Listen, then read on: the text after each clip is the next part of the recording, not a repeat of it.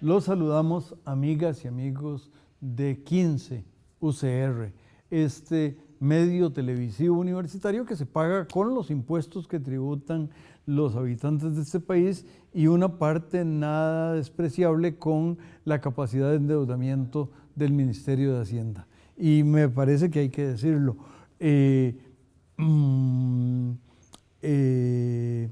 Pues este es el año 22 del programa Economía y Sociedad y si no me equivoco este año la Universidad de Costa Rica cumplirá 82 años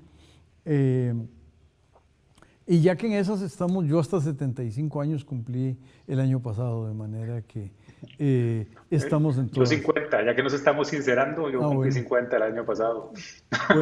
Pues muy bien vividos, José Luis. Muchas gracias. De nuevo tenemos el privilegio de tener a José Luis Arce, profesor de LID o de ULID, o como se llame, y director de análisis y estrategia de FC Capital. Una presencia muy importante en muchos lugares y una visión muy clara y muy precisa de la economía nacional. Cuéntenos cómo ven ustedes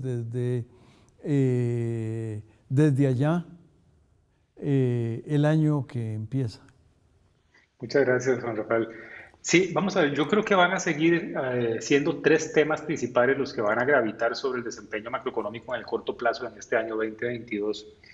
Yo diría que el primer elemento es obviamente la situación externa. Somos una economía pequeña, muy abierta, entonces lo que pasa en el resto del mundo nos afecta para bien o para mal. Y ahí tenemos dos fenómenos que van a seguir siendo importantes, uno positivo y uno negativo. Por eso es que catalogamos como de claroscuros el entorno internacional. El elemento positivo es que la economía mundial se ha recuperado y nuestros principales socios comerciales, especialmente Estados Unidos y Europa, están mostrando un dinamismo importante en la demanda y eso es bueno para las exportaciones. Y por eso es que los sectores exportadores de zonas francas y fuera de zonas francas de bienes y servicios están creciendo tan fuertemente, crecieron tan fuertemente el año pasado y van a seguir siendo una fuente de dinamismo en el 2022. Desgraciadamente, la otra cara de esa moneda, lo no tan positivo, es lo que está sucediendo con los precios de las materias primas y los temas de logística, que sigue siendo un lastre al crecimiento, a la recuperación interna. Porque como somos importadores de materias primas, entonces los precios más altos lo que hacen es empobrecernos y eso reduce el consumo de los hogares. Entonces ese elemento nos ha frenado un poco y nos va a seguir lastrando, yo creo, por lo menos durante el primer semestre del 2022.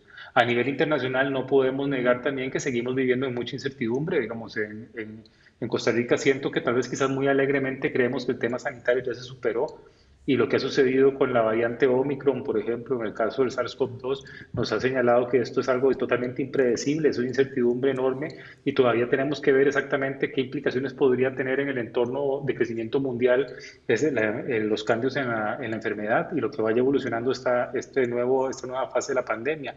Pero en términos generales, el entorno externo es positivo. El segundo de los factores es la situación sanitaria local. Y en ese sentido, la mejora en los indicadores sanitarios en Costa Rica en los últimos meses, eh, no solo la baja en los niveles de contagio, sino sobre todo el hecho de que se liberó una gran cantidad de espacio en los sistemas de salud, que es la preocupación principal en realidad. Aquí el tema no es que mucha gente se contagie, sino el problema es que se contagie de gravedad y se saturen los servicios de salud. La liberación digamos, de esos espacios y sobre todo la mejora en los índices de contagio han conducido a un cierre de año 2021 y a una primera parte, diría yo, por lo menos el primer mes del 2022 en condiciones muy buenas sanitarias y eso es bueno para la actividad económica local y genera impulso, digamos, económico. Tal Y el vez tercer ahí, factor, José perdón. Luis, dos detalles, una nota de pie de página. SEACO, básicamente, que fue una innovación importante y una reacción significativa del sector público, que cuesta mucho que reaccione, y reaccionó de manera muy organizada y positiva. Si no cerró, está básicamente cerrado. Y por el otro lado, la R, que a veces fluctúa, la R de contagio, estaba recientemente, se ha mantenido bastante por debajo de 1, de manera que, digamos, eso nada más para validar o para reforzar lo dicho por ti. Sí, exactamente. Afortunadamente ese componente está evolucionando favorablemente. Yo sí recomendaría cautela en el sentido de que obviamente esto no se ha superado. Tenemos que ver qué implicaciones podría tener la nueva variante localmente. Yo creo que eso lo vamos a ir percibiendo, diría yo, hacia finales de enero de este año, el 2022. Vamos a probablemente ya saber qué tan problemática es la nueva variante del coronavirus. Pero en todo caso, yo creo que más que pensar que ya salimos de esto, la actitud correcta es estar listos para cambiar, digamos, entender que es muy probable que pueda volver a haber restricciones, que es muy probable que haya que implementar ciertas medidas de naturaleza sanitaria conforme la situación sanitaria se cambie en forma negativa. Y entonces vamos a estar como en una especie de freno, arranque, freno en ciertas actividades económicas, especialmente las más afectadas por la crisis, que son fundamentalmente los servicios que consumen las empresas y las familias en las ciudades, por ejemplo, como entretenimiento, restaurantes, turismo. El tercer elemento clave para este año 2022 es la política y el convenio con el Fondo Monetario Internacional y la parte fiscal. Hemos cerrado el 2021 básicamente con un convenio con el fondo en términos prácticos suspendido. Es decir, suspendido lo que significa es no cumplimos la primera revisión porque políticamente no logramos avanzar en las reformas necesarias para poder hacer el ajuste en los próximos años. Prácticamente lo que se quedó pendiente es básicamente los cambios legislativos en materia tributaria y exoneraciones. Eso no va a permitir o no permitió que se cumpliera la primera revisión y entonces quedamos como en un limbo. Algo que no es tan poco habitual, digamos, en un convenio con el fondo, porque cuando hay cambio de gobierno generalmente se entra en ese limbo. Lo que es triste es que perdamos tiempo. Si vamos a perder casi, diría yo, un año, ¿verdad?, más del proceso de ajuste, mientras la nueva administración se sienta, toma control de la política económica y por lo tanto entonces vuelve a negociar o a conversar con el fondo después de mayo o junio del año entrante. Eh, También hay una implicación importante en esto, ¿verdad? El hecho de que el convenio con el fondo esté suspendido, ¿verdad?, o quede para efectos prácticos suspendido, o como queramos llamarle, ¿verdad?, digamos el wording o la semántica o las palabras exactas todavía no las sabemos, porque no ha habido un comunicado oficial en ese sentido, pero para efectos prácticos también significa que la financiación externa, los préstamos externos de apoyo presupuestario, especialmente del BID, Banco Mundial, este año no van a estar disponibles como estuvieron en el 2020 y en parte del 2021, y por lo tanto entonces eso va a significar más complicaciones de financiamiento para el gobierno, y probablemente también entonces un poco más de presión sobre los sistemas financieros locales, básicamente en el sentido de menos crédito para el sector privado, que ya de por sí está estancado por la condición, por la situación, digamos, de expectativas y la pandemia, y también probablemente un poco de presión al alza en las tasas de interés.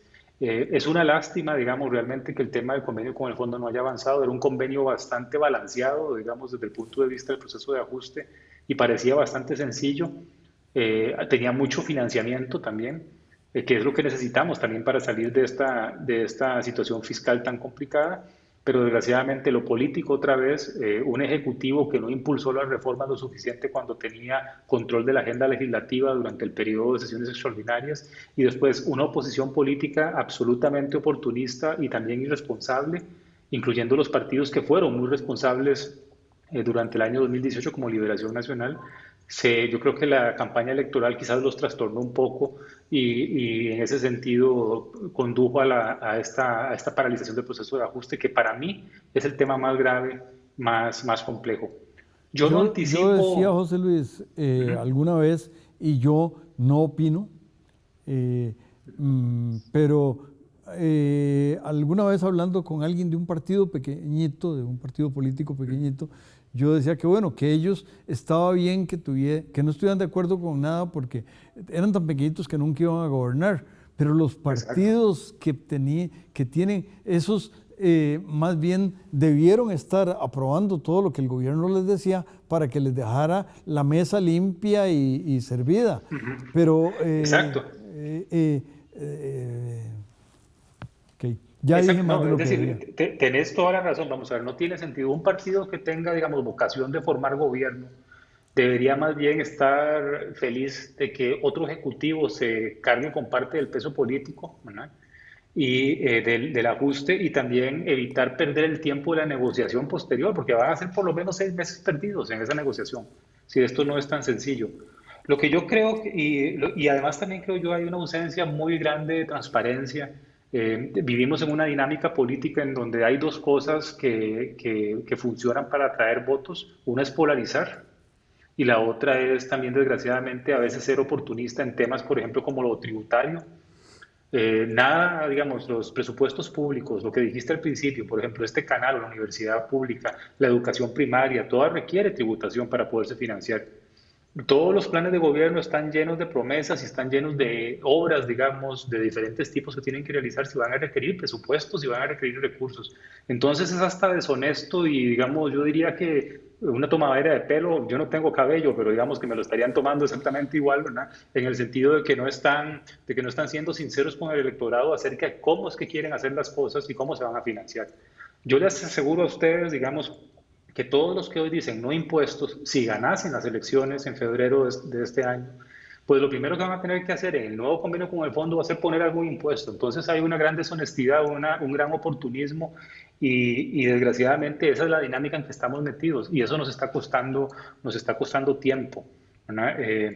Las personas a veces, cuando las personas y las empresas sufrimos esto en términos de tasas de interés más altas, en la posibilidad también de que a veces corremos el riesgo de llegar muy cerca al borde del precipicio, como en el 2018, y eso obviamente una crisis podría ser una situación muy compleja.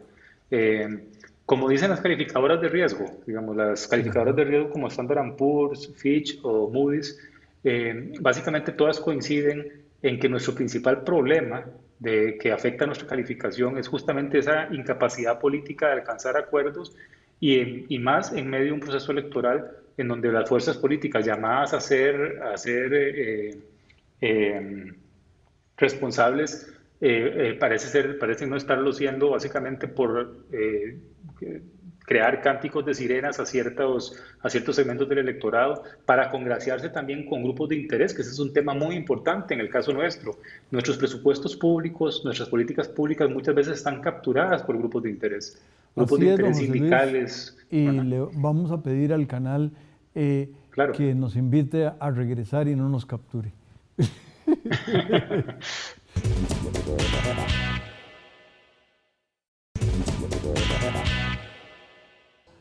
Continuamos, amigas y amigos, viendo los ojos, desde los lentes y los ojos de don José Luis Arce, eh, el país de este año electoral y postelectoral y etcétera. Por favor, don José Luis. Sí, entonces como te decía, esos tres temas, situación externa, situación de la pandemia y situación política interna y convenio con el fondo va a ser lo que va a determinar el desempeño económico de este año 2022. En ese sentido va a ser un año, digamos, interesante, creo yo. Yo creo que en primer lugar no creo que estemos en una situación tan compleja como la que teníamos en el 2018. Tenemos un Ujú. poco más de margen para poder maniobrar. Ojalá que lo podamos aprovechar a partir de mayo en el segundo semestre y ojalá antes, digamos, el Ejecutivo no debe dejar de gobernar ni el Legislativo dejar de legislar hasta que correspondan sus periodos constitucionales. Pero creo que tenemos un poco más de margen para poder navegar la situación fiscal y poder retomar el tema del ajuste con responsabilidad, ojalá lo más rápidamente posible en el 2022. Entre tanto, yo creo que el año va a estar marcado diría, por tres cosas fundamentales. Eh, por una parte, la actividad económica yo creo que va a seguir recuperándose. Principal riesgo en ese sentido, creo, me parece a mí, es el tema sanitario. Ojalá la nueva variante del coronavirus no nos lleve a echarnos hacia atrás en materia de restricciones de movilidad y de actividad económica, pero tenemos que ser conscientes que más allá de todos los discursos mucho más, digamos, ideológicos que hay en torno a esto, Esas son las medidas que funcionan. Ujú. Distanciamiento social, control, por ejemplo, la movilidad, mascarillas, vacunación, ¿verdad? Va a ser clave para poder mantener el nivel de actividad en recuperación. La economía en el 2021 alcanzó en muchos sectores ya los niveles que tenía antes de la pandemia. Esa frase es un poco truculenta, ¿verdad?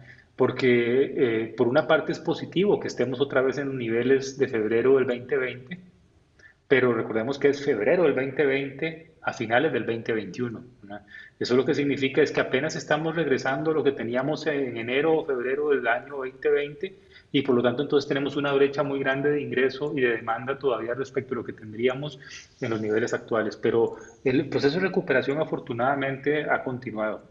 Ahora viene la parte más difícil, que es empezar a crecer ya después del rebote, después de la contracción del 2020, que fue lo que tuvimos en el año 2021, empezar a crecer y ahí es donde vamos a empezar a percibir cuáles son las cicatrices que nos han quedado en los mercados de trabajo principalmente.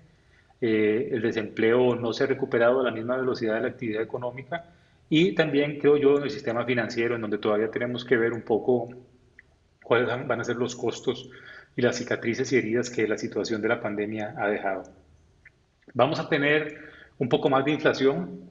Yo diría que a pesar de la presión externa de precios, que pensaría que va a empezar a ceder antes de la mitad de este año, conforme ya la situación de la demanda internacional y de los precios de materias primas vayan estabilizándose, me parece que vamos a tener que acostumbrarnos a un poquito más de inflación.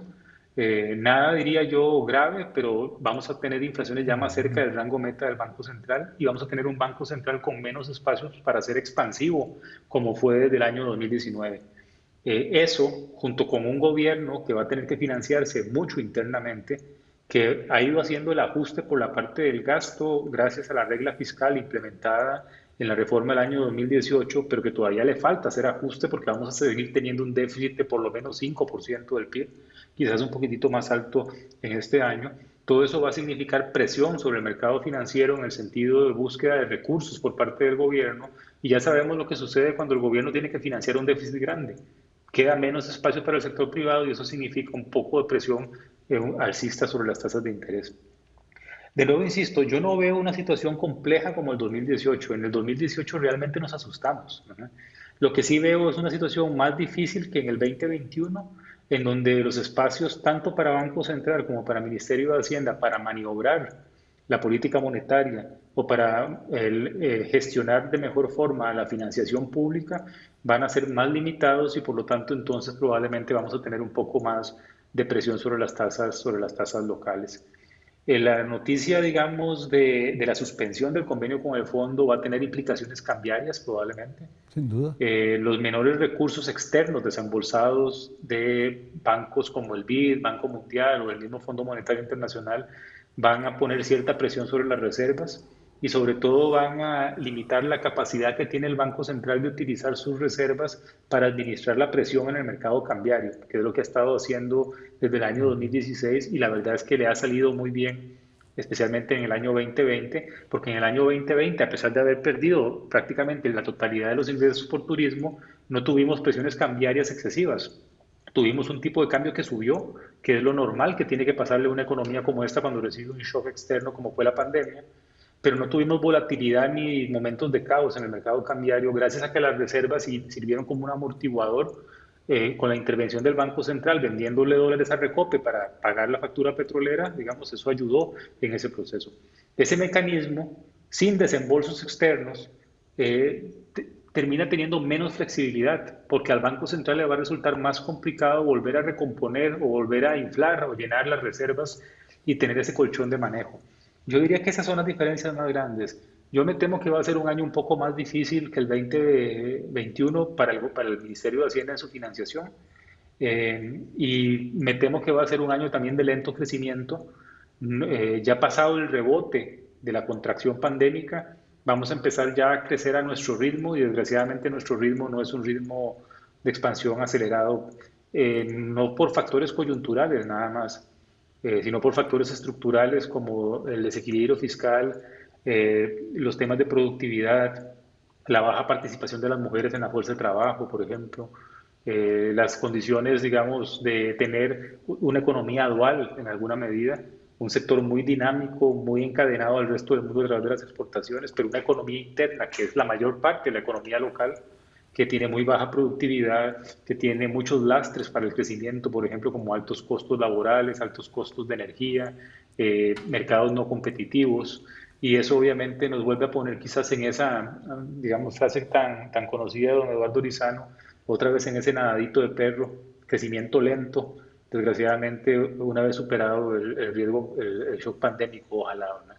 Y todo esto, obviamente, cruzando los dedos en el sentido de que una situación tan incierta como la situación sanitaria no vaya a girar o dar un giro, digamos, de nuevo en la dirección de requerir medidas no farmacéuticas, por ejemplo, como los cierres o la limitación de la movilidad de las personas que vuelvan otra vez a reducir el ritmo de actividad económica.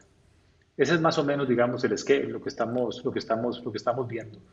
Un crecimiento moderado, probablemente de alrededor del 3,5 o 4%, una inflación de alrededor del 3%, un tipo de cambio que va a seguir subiendo, pero sin caos y sin ajustes, sin sobresaltos, probablemente alrededor de un 3 4%, y desgraciadamente un déficit fiscal todavía alto, a pesar de que el ajuste se sigue haciendo por el lado de la regla fiscal, un déficit fiscal todavía alto, y eso sí con mucha incertidumbre política preelectoral y posteriormente en relación con el tono que van a tener las políticas públicas, especialmente las económicas y en general todas, una vez que llegue al poder la nueva administración.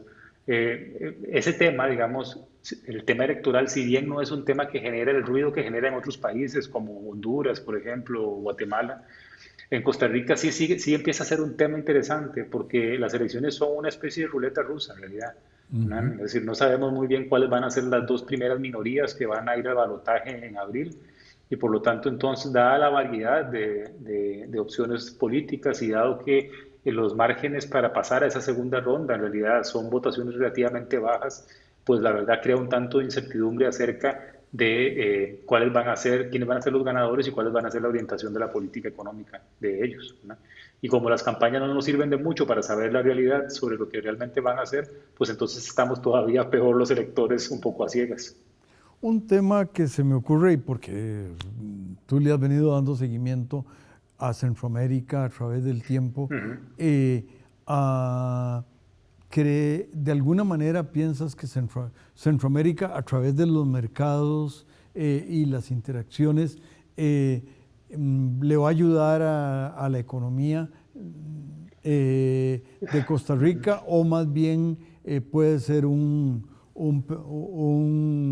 ámbito de, yo creo que ahuyentar inversiones de la región no, pese a la situación del vecino del norte, pero la verdad es que Centroamérica es tan importante como la Unión Europea en venta de exportaciones y etcétera. Claro, y es importante para la industria local. Recordemos que nuestra oferta exportadora está muy segmentada. A Estados Unidos principalmente zonas francas, industria liviana, a Europa principalmente frutas Ujú. y a Centroamérica toda la industria alimentaria, plásticos, petroquímica, farmacéutica, surgida en los años 50, 60 y 70 del siglo pasado y más recientemente. Yo con Centroamérica soy negativo, la verdad. Es Ajá. decir, Centroamérica, especialmente el Triángulo Norte y Nicaragua, se han complicado enormemente. Ya vemos el caso de El Salvador, una autocracia literalmente, lo mismo que Nicaragua. El triunfo reciente de Libre en Honduras, Ujú. digamos, va a significar un cambio en la política económica sustancial, más si logra controlar el Congreso. Entonces, me temo que el norte de Centroamérica va a estar muy convulso. Nosotros no nos vamos, los inversionistas no se van a confundir con nosotros, nos tienen bien identificados, y al igual que Panamá y República Dominicana dentro del marco de integración. Pero me temo que el norte de Centroamérica no va a ser una fuente de demanda importante y eso no es una buena noticia para la industria local. Entonces me temo más bien que vamos a perder dinamismo en Centroamérica y que vienen años y quizás décadas complejas políticas y económicas para la región y eso no es bueno para la economía interna, justamente esa que les mencionaba, no la dinámica vinculada al sector externo, especialmente a través de zonas francas, sino la otra que opera más en un mundo menos, digamos, confortable, menos amigable, que es el mercado interno. Nos queda un minuto, José Luis. ¿Qué te gustaría decir? Pues vamos a ver, yo lo que espero básicamente es sensatez en la política económica, ojalá de la Ujú. nueva administración. Es decir, más que las ideologías de izquierda o de derecha, es muy sencillo. Vamos a ver, si uno quiere hacer algo que sea en política pública, necesita recursos presupuestarios. Entonces, yo creo que el primer paso es tratar de resolver lo fiscal y entonces concentrarnos en lo realmente importante, que es diseñar bien en qué vamos a usar esos recursos fiscales. Y ojalá que tengamos acuerdos políticos. El próximo gobierno, creo yo, en lo económico, su característica fundamental para tener éxito es ser lo suficientemente abierto de entender que sin negociación y sin acuerdos con las diferentes partes y grupos de interés no vamos a llegar muy lejos. Y ojalá que tengan esa claridad, sea quien sea el que vaya a ganar ahora en febrero y después en el balotaje de abril. Ojalá que el país te esté escuchando y a las amigas y amigos, además de cuidarse, les invitamos a que se mantengan con los espléndidos programas de 15 UCR. Muchas gracias, José Luis. Gracias a ustedes, encantado.